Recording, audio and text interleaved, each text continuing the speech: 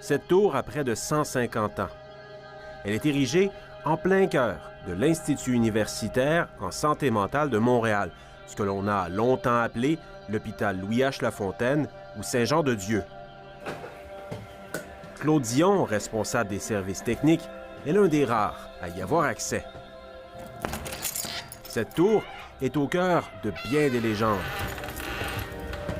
On l'a longtemps appelée la tour des monstres. Je pense qu'il y avait beaucoup d'imaginaire. On avait toutes sortes d'appréhensions, puis on s'imaginait des choses terribles qui pouvaient se passer sur le terrain de l'hôpital.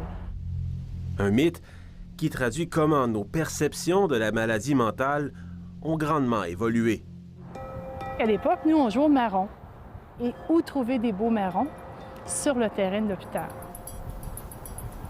On venait et on avait nos marrons, puis quand on revenait auprès de nos amis avec nos marrons, on parlait surtout de ce qu'on avait vu de terrible, d'effrayant à la tour, des visages, des ombres, des cris. C'était pas vrai du tout, là. On n'a jamais vu ça, mais on inventait pour se donner de l'importance. Et ça allait dans l'imaginaire collectif de ce qu'est la représentation de la folie, de la maladie mentale de l'époque. Pendant des décennies, l'hôpital, c'était l'endroit où l'on cachait les gens qui dérangeaient.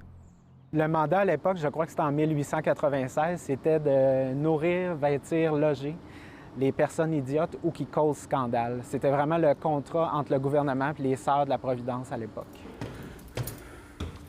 Alors là, on est rendu au 4e étage. Qui était placé, qui était interné?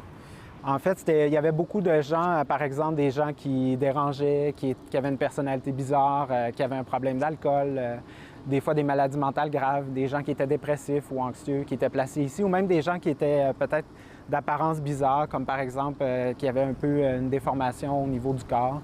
Des fois, les gens les amenaient ici à l'hôpital. Et quand on entrait ici, on n'en sortait pas. Ils étaient hospitalisés sur une longue période et restaient ici parce que c'était une ville autosuffisante. Hein. Il y avait jusqu'à 1947 autour de 6200 patients. Donc, il y avait une ferme, ils produisaient leur propre nourriture, cuisinaient ici, ils faisaient beaucoup de métiers manuels aussi. Donc, les gens souvent ne ressortaient pas d'ici. Ils travaillaient sur la terre. Les religieuses à l'époque croyaient que ça pouvait être bon pour leur santé mentale. L'hôpital, c'était la ville dans la ville. Un site tellement grand qu'il y avait même un train pour transporter les gens et les marchandises. Puis, dans les années 70, c'est le début de la désinstitutionnalisation. Linda Fortier est embauchée dans les années 80. La jeune fille qui venait chercher des marrons a consacré sa vie professionnelle à l'hôpital. J'ai vu l'évolution de la vision de la psychiatrie, l'évolution des services, aller vers quelque chose de mieux. Il y a encore du travail à faire, mais définitivement, ça s'est amélioré avec le temps. Dans les années 80 puis 90, il fallait aider les patients à retrouver leur place dans la société. J'ai une autre dame qui était ici depuis 40 ans. Comme je vous disais, c'était une jeune femme à l'époque qui avait juste le goût de vivre sa vie, de ne pas suivre l'autorité de son père, puis a été enfermée, était ici 40 ans, puis elle est quittée après 40 ans. Et elle s'est installée comme si elle avait toujours vécu dans la communauté, puis elle était heureuse. Graduellement, les patients ont réintégré la société. De 4500 lits dans les années 70, on est passé à moins de 2000 dans les années 90. Année après année, la désinstitutionnalisation s'est poursuivie.